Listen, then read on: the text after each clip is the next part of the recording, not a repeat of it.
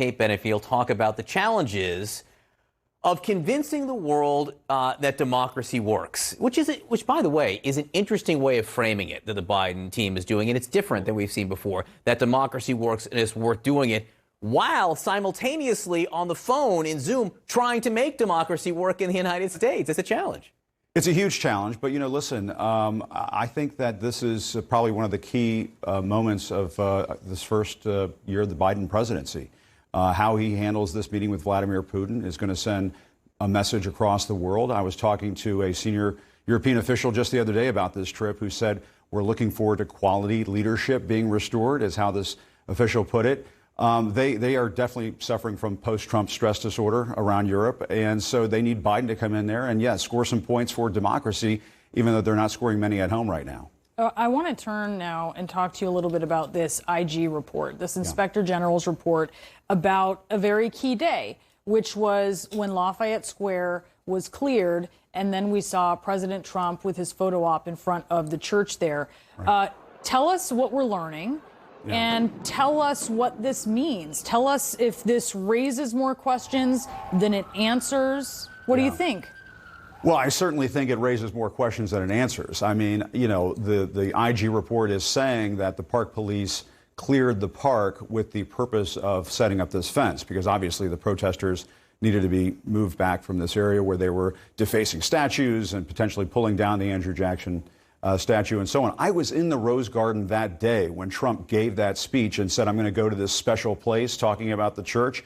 And you could hear the park police and other federal forces, D.C. police, clearing that park. They were violently pummeling protesters, tear gassing protesters. Remember, at the time, the White House was telling us, we didn't use tear gas. The D.C. police were using tear gas. The other thing that is not clear about all of this is, what did the White House team know at this time?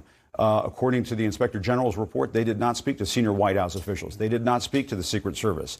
So this certainly raises more questions. And I have to say, when I read through this report, it sounded as if this Inspector General was auditioning to become the Inspector General at Mar-a-Lago.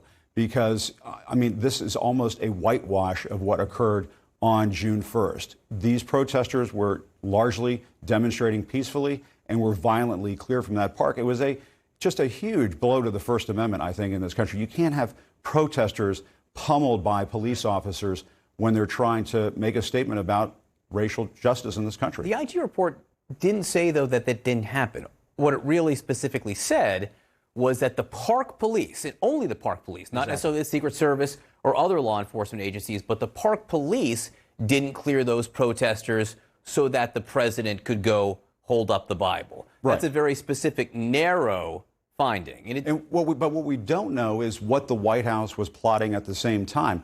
Remember, if you look at this Inspector General's report, there's one point where a park police commander talks to the Attorney General, and the Attorney General says, this is in the IG report, are these protesters still going to be here when the president comes out?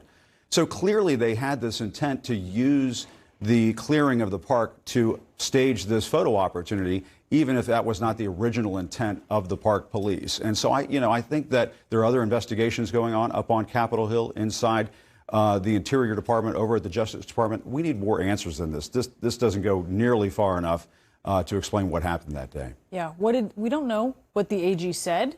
We also didn't hear from a lot of folks who would have known that as well in this report. So we're also learning that the Trump administration went to considerable lengths to get the records of one of our colleagues, Barbara Starr, who covers the Pentagon.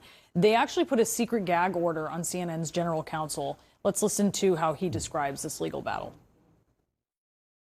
That's what's the most sort of unnerving and bizarre part. Nothing we did or nothing we requested would prompt them to provide us any sort of clarity as to what they might be looking for, and we couldn't even narrow their search as a result of that. Nor do we have any idea of what the stated threat to national security or imminent harm was at issue to justify issuing an order like this, which is really the standard that should be met, and I'm skeptical it ever was met. I wonder what you think about that, and not just about what happened under the Trump administration, but really what could happen then under any administration. What is this, The Handmaid's Tale? I'm sorry. There's some secret court that can tell us that we can't talk about the fact that the government wants to take our emails? This is totally insane. I think it's a pretty interesting moment that David Vigilante relays to the public in this op-ed that he published on CNN.com, where he talks about how this other court that looked at what the federal government was doing essentially said they didn't establish their case. They didn't establish this need to have this kind of draconian secrecy attached to this entire process. We can't have the government, no matter who's in office, no matter which administration is in charge, which party is in charge, you can't have the government going around grabbing people's emails and then telling the lawyers for those companies, no, you can't even talk about it. Vigilante, our senior counsel at CNN, couldn't talk about this with the public, couldn't talk about it with other people inside CNN. I understand there are reasons for secrecy and so on, but I think it speaks volumes that a separate judge later on looked at what the case was from the federal government and said they didn't go nearly far enough. I know personally what it's like to be on the receiving end of, the government going after your First Amendment. The Trump administration took my press pass, and then when it was held up in federal court, a federal judge said to the Trump administration, what are you guys doing? Are you nuts? You can't do this. And so I think it's pretty striking that the Trump administration, seemingly time and again, just getting, in the way of the First Amendment, going after the First Amendment rights of whether it's journalists or protesters. I mean, this was just a steady theme throughout this entire administration. Jim Acosta, you're here. You're talking out loud. Yeah. Great to see you. That's right. No handmaid's tale here. Thanks so much.